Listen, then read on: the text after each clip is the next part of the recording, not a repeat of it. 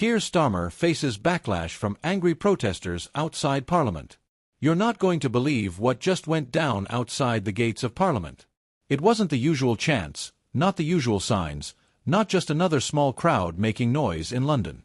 No, this time, it was direct, personal, and aimed straight at the man in charge of Britain's Labour Party, Keir Starmer.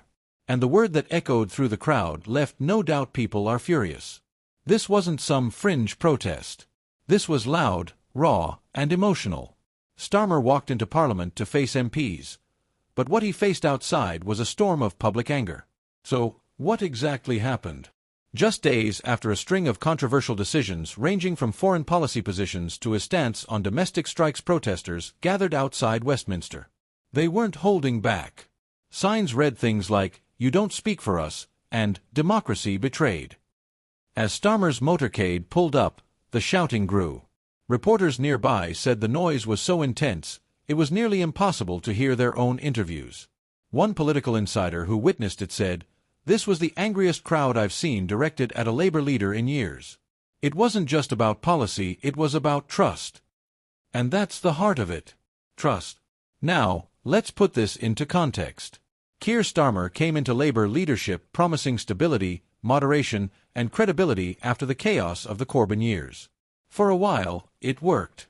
Polls climbed. Labour looked electable again. And the narrative was clear. Starmer was the calm lawyer who could restore order. But now, that narrative is cracking.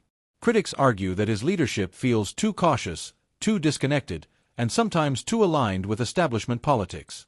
For supporters who once hoped he'd be a fresh alternative, it feels like a betrayal.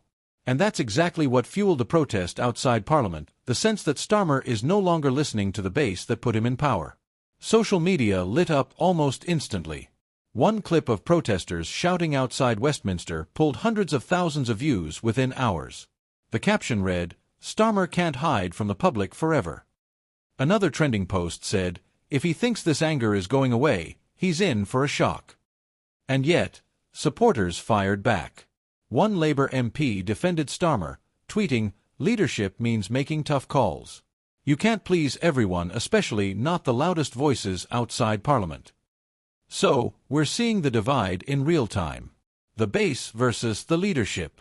The emotional grassroots versus the carefully scripted establishment line. But here's the big question: why now? Why is the anger boiling over at this exact moment? Insiders point to two flashpoints. First, his shifting position on foreign conflicts, where many feel he's prioritized optics over principle. Second, his domestic choices, especially around workers' strikes and the economy, where some say he's more concerned about appealing to Middle England than protecting Labour's traditional core. One senior figure in Labour, speaking off record, reportedly said, "Starmer thinks the country wants a technocrat. What the streets want is someone who fights."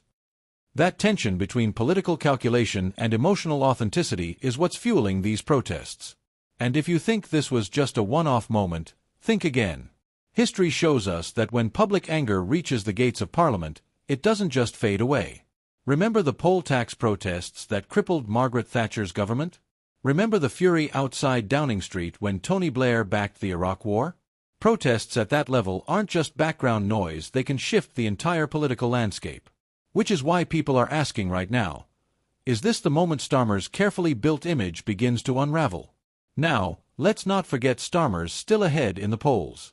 Labour's still positioned as the party most likely to take power after the next election.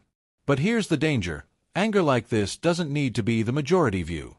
It just needs to spread, clip by clip, chant by chant, until it changes the story. Because politics today isn't just about numbers. It's about narrative. And tonight's narrative? A Labour leader under siege. Reporters on the ground described the mood as more than just frustration, it was betrayal. One protester shouted to cameras, "We voted for change. We got more of the same." Another said, "If he thinks this is leadership, he's got another thing coming." And let's be honest, those kinds of words cut deep.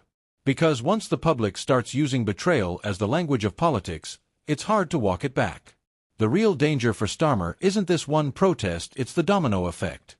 If unions harden their stance, if grassroots members feel alienated, if voters in key working-class seats stop trusting him, then no amount of polished speeches in Parliament will save him. And remember, politics is about momentum. Right now, the momentum is slipping. But here's the twist. For some observers, this backlash could actually strengthen Starmer's position with swing voters. The argument goes like this: if he's angering activists, it proves he's moving towards the center, where elections are won.